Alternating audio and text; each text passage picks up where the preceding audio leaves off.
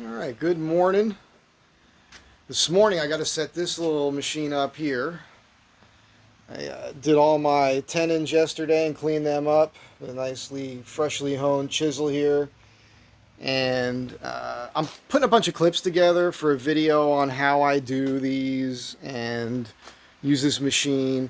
And I'll be cutting in the mortises into all these long door parts as well as these short door parts here and the panel parts. But before I get into that, I pulled this out and I looked at the stickers and I thought, I haven't looked at these stickers in a while. Let me look at these things. I thought this might be entertaining. And of course, we're going to start with this one here because we're going to remove this Hooper sticker. You guys remember these idiots. Now this sticker, for me, goes all the way back to the 1990s. I had a 67 Dodge pickup truck, and I was coming back. This is like the early 90s, it was probably like 94ish. And I was driving back from Santa Monica. I have a lot of stories with this truck. I drove that truck for over 20 years as a daily driver here in Los Angeles. Drove it up to San Francisco like 5 times, Mendocino County a few times. It's crazy what I did in that thing, and all the breakdowns and fixing it on the side of the road and everything. I should do a video on the truck actually. But anyhow, I'm driving home, and every time I took my foot off the gas pedal, there'd be this crazy vibration. I pulled over and I looked and I couldn't see anything on Crenshaw. I pulled over, and then I got to the house. I like a half a block. I'm right there on Clinton. I'm going to make the right turn onto onto my street, Plymouth. And kablam!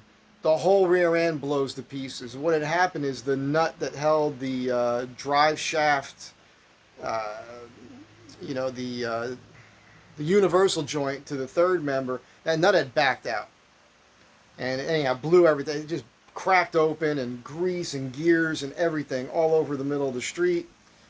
I called around and I found Hoopers, and I had them change the gearing and put a posi traction unit in that truck in '94, and I got these stickers from them. I got a bunch of these stickers, but today I just figured, let me get rid of this sticker because it's bad mojo, right? It's bad mojo. So use our widget here, try to peel this off. Oh, look at that. It is a vinyl sticker. Maybe I'll stick this somewhere. I was going to light it on fire and burn it with sage, Get rid of the bad mojo.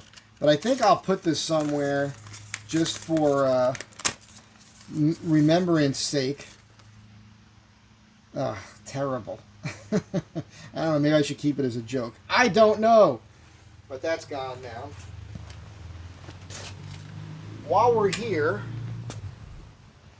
let's take a look at these things here, because honestly I don't remember everything that's on here, but I'll bet you there's some good memories.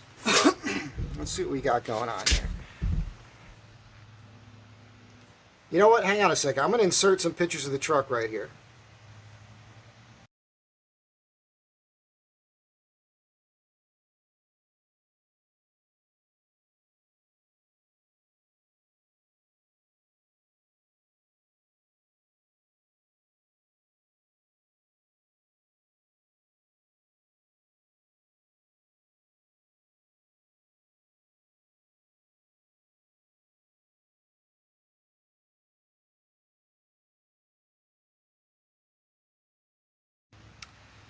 The pictures that you just saw, they were off my Facebook page, so I don't know how well they're going to look on screen until I get home and watch this. But hopefully there's a few of them that are pretty cool. Let's do this here. Okay, so right here, this is the San Francisco Motorcycle Club. I drove up there with actually a woman from this club, the Hells Bells, who's also part of the Derby Dolls Army. Her name's Kubo, Japanese gal. She was still with the guy who used to be he's a friend of mine, but he used to be the president of the Cretans. These are a bunch of guys I used to ride with. I actually broke his shoulder at a party. I don't like roughhousing, man. If you roughhouse with me, you're going to end up with a broken part or something. So we went up to, a bunch of us rode up to San Francisco, and we did in 2004, we did the 100th anniversary of the San Francisco Motorcycle Club. And yeah, this is an all-girls car club. I used to go out with at least one of those girls. And then the Derby Dolls. Yeah, I mean, you might know that story. I don't know. I ran their security for their first season. That was crazy, a lot of fun, good times, a lot of hot tub parties. That's where I learned, like, some of the best sex you're ever going to have is with a lesbian. Let's see here, or 7 of them. Studio City Tattoo, I designed and built the interior of that tattoo shop. The guy's name is Clay, who owns it. He's an okay guy, but I always felt like I got a little taken advantage of there. That's how I ended up with all these tattoos. He didn't want to pay me, even though I was giving him a bro deal. And in the end, I did a work where he owed me for it. I was going to get a chest piece. It never came about, but it's great. The thing about people owing you money is, I do owe one friend a couple bucks. But if somebody owes you money and you don't like that person, or that person's not really good for you, you'll never see him again. So it's great. It's like a fee to get bad energy out of your life. So if somebody owes you money and you don't like the person that much, let it go. Don't let that person back into your life, and everything works out right. Let's see here. So Glory was a great shop up on Hollywood Boulevard. Justin owned that place. He was a cool dude. I did some things with him. Now he was part of all these people, right? This stuff here, New Bonneville, that's when I got my 2003 Bonneville, and we got into that. That's how I ended up meeting, I had this 2003 Bonneville,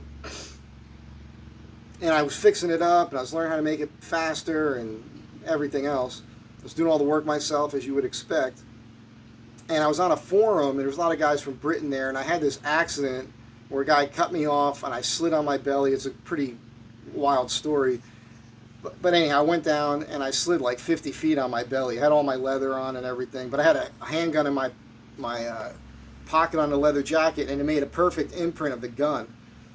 And I told the story, and a lot of people were giving me grief. But within 2 days, I got a phone call from this guy, Ricky Rocket, who was starting this motorcycle club here, the Gridiron Rebels. And yeah, it does sound a little gay now that I think about it. But back then, it was cool. It was just 5 of us, man. And now there's hundreds of members in that club. I walked away from that. There's a lot of... I got pictures from this and these guys and all that. And it's another good story I should tell sometime. But so a lot of that with the D&D is from there. The Icon Shocks is from there. This is from that time period. This is from the truck stuff. I guess I knew somebody that worked at this Frenchie's place over there in Burbank. Yeah, this is Sabo, when he came up with this for the Trump thing, and I made all those art pieces, and I went up to Santa Cruz, and actually I hung like a dozen of these giant things up all over Santa Cruz, and that's when he asked me to do it. But that's when he gave them to me to do it.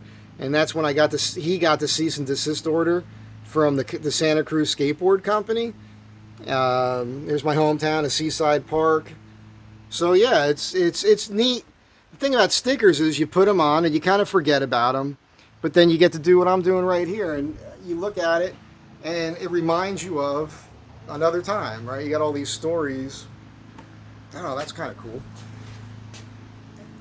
What I just went through right there with this little quick video and those stickers, each one of those stickers represents dozens of memories of great times, wild times, street fights, wrecks, breakdowns, relationships,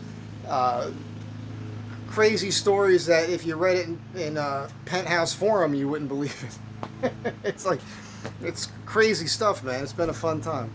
So, yeah, that's wild. And actually, all the stickers here they're actually all from like they're all, a lot of them are 20 years old already now. So, I've had this machine at least that long. And, yeah, so I'm going to get to it. Real easy. Once you do, I got to now it's going to take me a lot of time. Setting this machine up is not hard. The most of the time that's going to happen is I'm going to select these for each door, lay them out, mark out where the mortises are going on every single one of them. And I have to have my stopping and starting points, and all that has to be marked out in pencil finally. And then I set this machine up for the distance from the edge of the piece to where this has to be exactly centered. And once that's set up, it's real simple. It goes pretty fast, but you can imagine there's a lot of parts here. Every one of these gets at least 2 mortises, and the panels get 3 long mortises on each one. And you're pulling on this arm here, which isn't in here yet. I take this off for storage, so this just hangs here, and this goes in here. You tighten this here, and then you lift this up and pull it down, right, just like a drill press. It's a rack and pinion gear. It's a 3/4 horsepower or 1 horsepower. It's a 1 horsepower motor, and it will take a 1-inch chisel. This was the bigger model, and I felt like I needed that because at the time I bought it, I was doing a lot of high-end furniture that was made out of hardwoods, a lot of exotic hardwoods, a lot of genuine mahogany, not African mahogany. African mahogany, beautiful, but typically a lot softer than genuine mahogany. Genuine mahogany is coming from South America. When I was buying it, it was mainly coming from Honduras, I believe. So it was called Honduran mahogany. But they call that genuine mahogany, and it's got a beautiful grain to it. It's amazing stuff. It's real hard. African mahogany resembles it, but it's softer and it's lighter. And then you'll see the ribbon grain stripes that people are calling African mahogany, which it is. You'll hear them call it sapele or sapele mahogany. It's just African mahogany. It's just been milled to be vertical grain, just like these. All this here is vertical grain. The difference with the African mahogany is it gets this beautiful ribbon vibe going on, which you could see in the van, I think. The van's a mess right now, but I think that's what I used here. Yeah, that's what's on here. So that's your sapele. The van is a mess, as usual. That's your sapele ribbon grain mahogany, and you can see on the drawer here, I had that. It's all from the same piece, so all the grain lines up. Got the aromatic cedar there on the roof. I'll be getting back to the van interior here at some point. Anyhow, hope you enjoyed the video. Hope you enjoyed the sticker thing and the little stories. Wow, I guess I got a lot to think about. I'll be entertaining my mind with memories while I'm working today. Hope you enjoyed it. Thanks for being here. Come back often. I'll catch you in the next one. Be good to one another.